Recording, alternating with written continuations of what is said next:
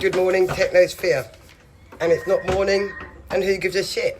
And the phone's ringing. I'm not even going to answer it because I just don't care.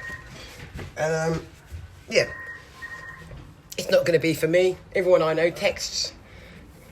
It could be the government calling, because the government have sent me this letter this morning. I'm assuming that everybody's got it.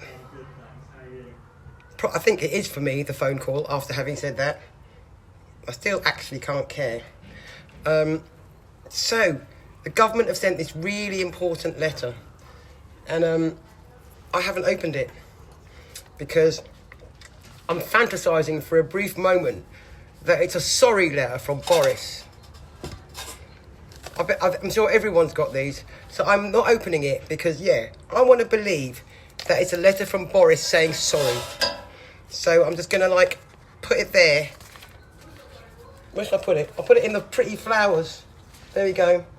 The letter's in the pretty flowers because it's going to be Boris saying sorry to me for fucking my life up.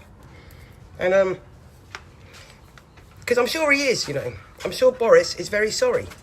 And, while I'm waiting for him, oh, look. Oh, it was somebody phoning for me.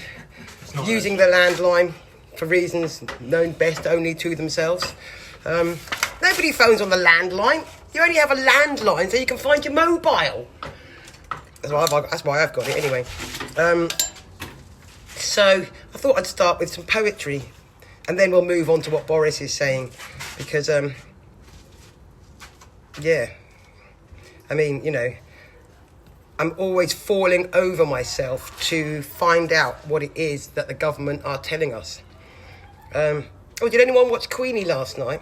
I haven't heard anything. That might be because my media blanket is so effective. But nobody's got up and told me what Queenie said. Does that mean that nobody took any notice of what Queenie said? Does that mean that the BBC didn't punt it out all day long? I don't know. Here we go. Here's a poem. It's called Carry Me. There is no point in killing pain, for it will not just die away. There is nowhere to run and hide from needling that hurts inside. There's no cure and there's no balm. There is much cause for alarm. Walking wounded stagger on. The way is hard, the road is long. Poorly clad and ill-prepared, confused, distressed, diseased and scared. Dystopian, dysfunctional, and running out of cash as well. Okay, right. I wrote that on 6th of April 2017.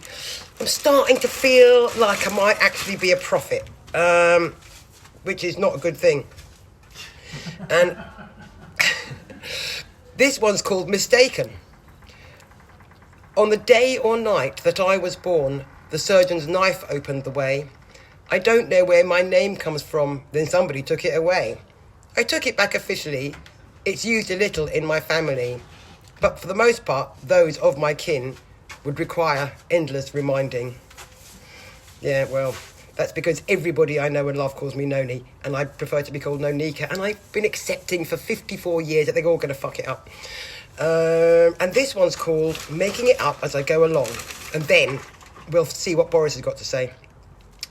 And, if, but. I can't, I can.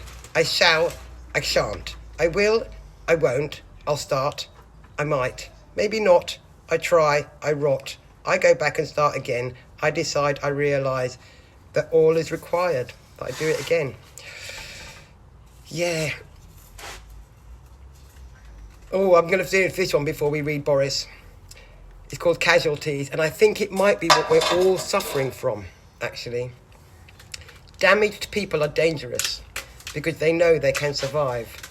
If they couldn't, having been ravaged, they would not still be alive. So in their trauma and their agonies, they leave chaos in their wake.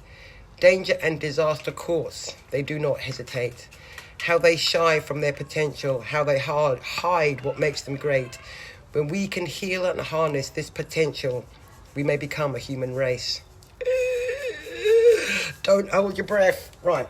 This is the sorry letter from Boris. It's going to say, Dear Nation, I'm so sorry. Please forgive me. I'm going to share out all of Queenie's money. And you're all going to be all right. Because we're very, very sorry that we fucked you since the Magna Carta. Oh, look. It's even got, look. There you go. Have you got one? Did you get one? I bet you did.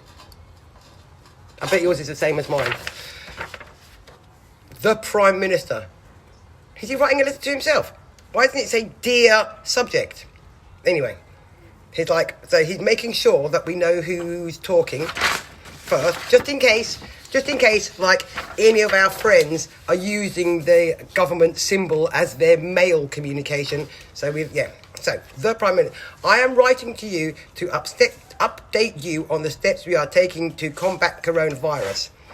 Just in case you haven't been reading the fucking papers and seen how spastic we have been. And, sorry, I'll just try and read it without comment, shall I? In just a few short weeks, everyday life in this country has changed dramatically. No shit, Sherlock. We all feel the profound impact of coronavirus, not on just ourselves, but on our loved ones and our communities.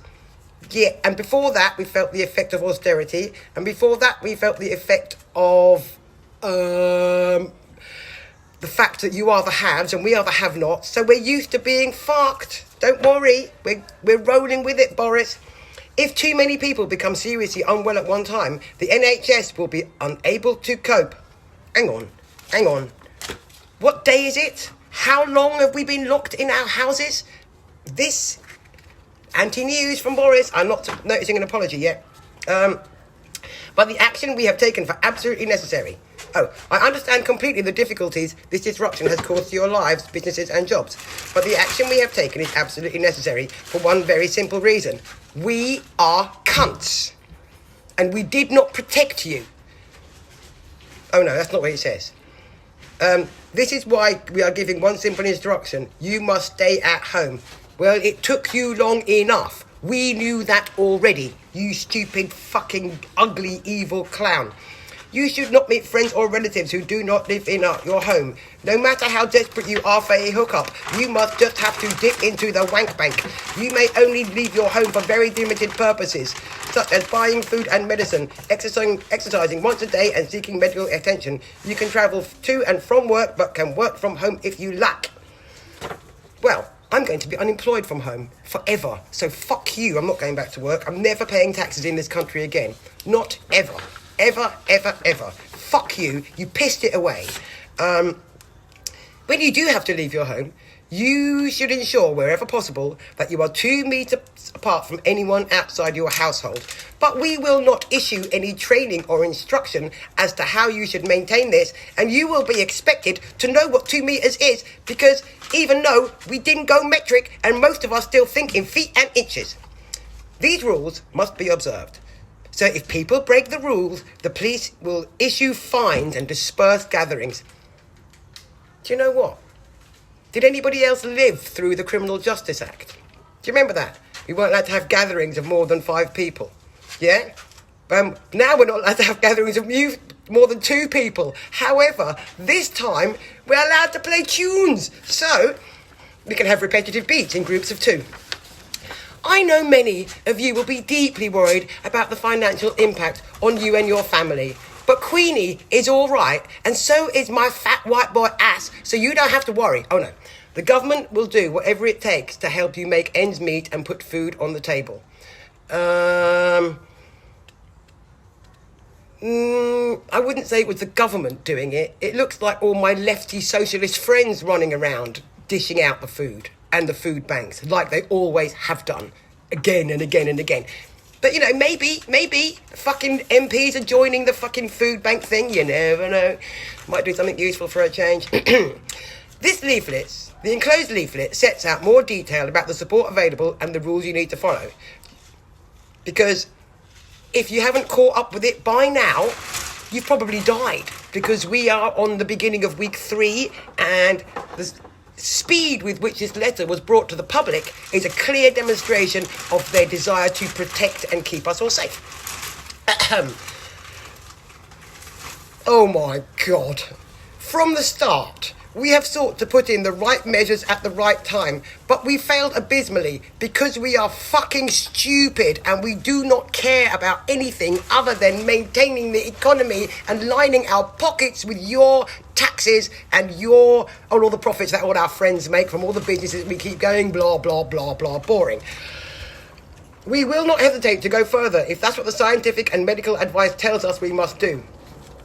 But even though, scientific and medical advice is PPE and social isolation, obviously, international social isolation wouldn't have worked, which is why we got to do it on an individual fucking level. I'm just going to breathe. I'm still looking for the sorry in here. It is important for me to live... It is important for me to level with you. I will just leave you to recover from that statement from our Prime Minister. We know things will get worse before they get better. Oh my God, he said something true. We know things will get worse before they get better. Boris said something true. Oh my God. But we are making the right preparations. Oh, he's back to lying in our faces again. But it was good for a moment, wasn't it? To have that cunt say something true felt good for a moment. Anyway, the more we all follow the rules, fewer lives will be lost and the sooner life can return to normal.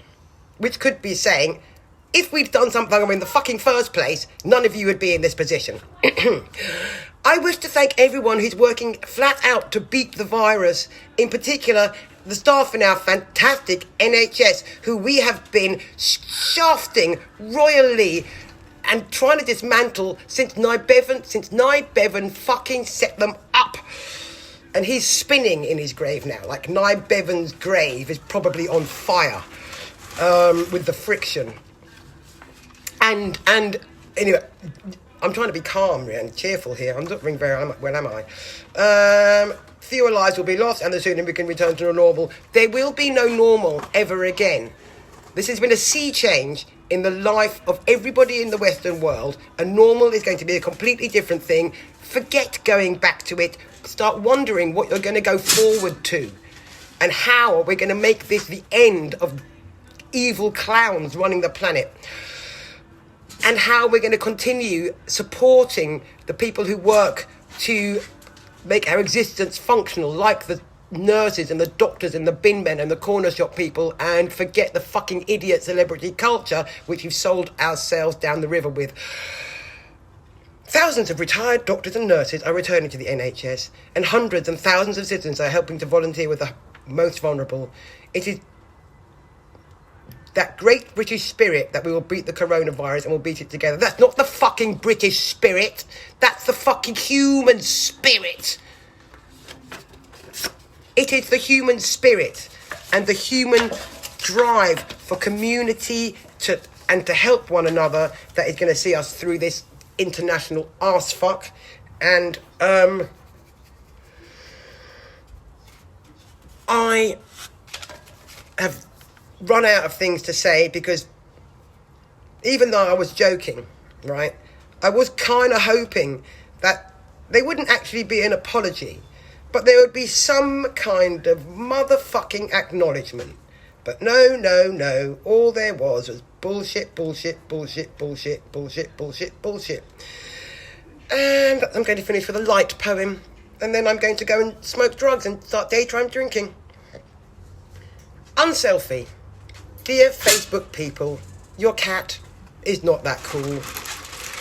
Neither is your baby. Well, it is, but only to you. Your holiday, I'm sure, was great. But I guess you had to be there. Your meal was good, and the friend you took was with you. But do we care? Your life just cannot be that dull. Please share something meaningful and utilise technology for something revolutionary. See, look, that fucking turned out to be relevant. I'm a goddamn prophet. Fuck me. Laters.